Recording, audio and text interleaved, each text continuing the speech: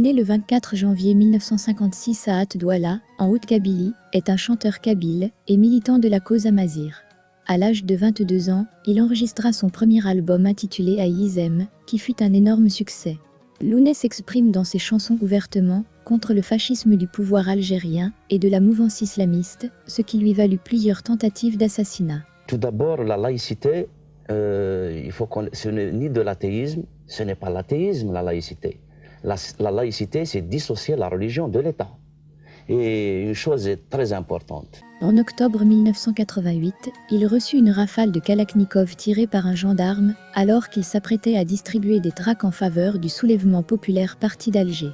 Après une longue convalescence à l'hôpital à Alger puis à Paris, il reprit son mandole pour poursuivre le combat. Le 25 septembre 1994, il fut enlevé par des islamistes armés sur la route de Takuk qui lui firent subir une horrible torture psychologique en le traduisant devant un tribunal islamique pour le condamner à mort.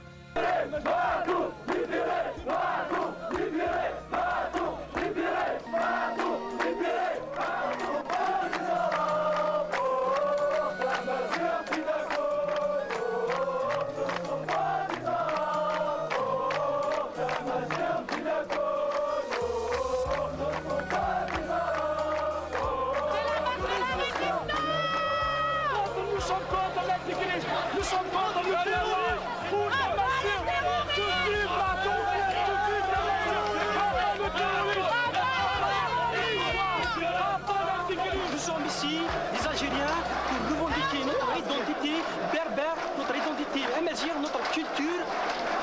Nous demandons de libérer Matou Blounes. Alors qu'est-ce que ça veut dire? Ça veut dire que si vous avez été libéré par ce groupe islamique armé, c'est parce que la Kabylie s'est mobilisée? En cette soirée du 10 octobre 1994, la peur avait changé de camp. Les intégristes avaient peur. Alors justement, vous parlez de votre libération.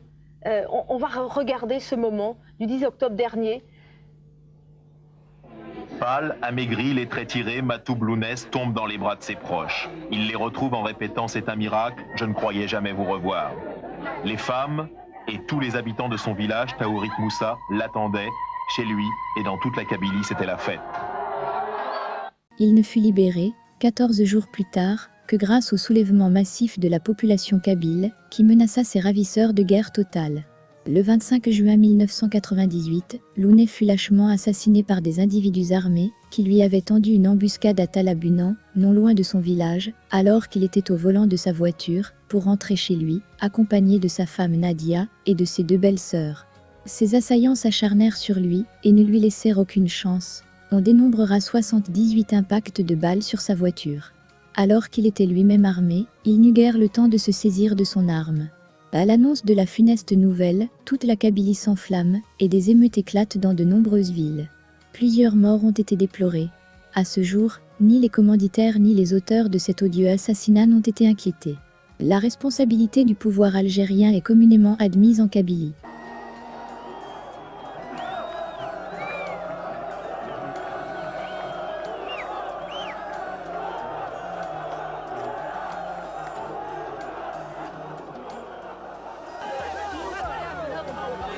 Je suis venue pour voir Matoub pour la dernière fois dans sa tombe.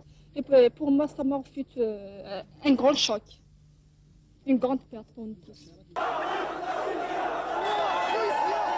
Lorsque des artistes qui ont une fonction sociale aussi importante disparaissent, cela veut dire que les forces du mal sont importantes et sa disparition pose le vrai problème des complicités en Kabylie qui ont permis à ce groupe connu de l'éliminer. Après 20 ans de carrière, Lounet laisse derrière lui 34 volumes, avec 250 titres, ainsi que des chansons interprétées dans des commémorations ou des fêtes, mais jamais enregistrées en studio. Son dernier album Lettre ouverte au chef du gouvernement et à messieurs. Les députés sortis à titre posthume un mois après son assassinat, contient une parodie cinglante de l'hymne national algérien, où Kassaman signification devient des Aguru signification trahison. Lounet Matoub est plus vivant que jamais. Son chant et son noble combat ont conquis tous les peuples amazirs d'Afrique du Nord, de la diaspora kabyle en Europe et en Amérique, et bien au-delà. Nombre de ses chansons ont été reprises par des interprètes francophones et anglophones à travers le monde entier. Matou Bloune est un grand symbole de la lutte nationale dans toute l'Afrique du Nord. Son corps est mort, mais son âme vit toujours dans le cœur et l'esprit des Amazirs et tous les militants pour la liberté.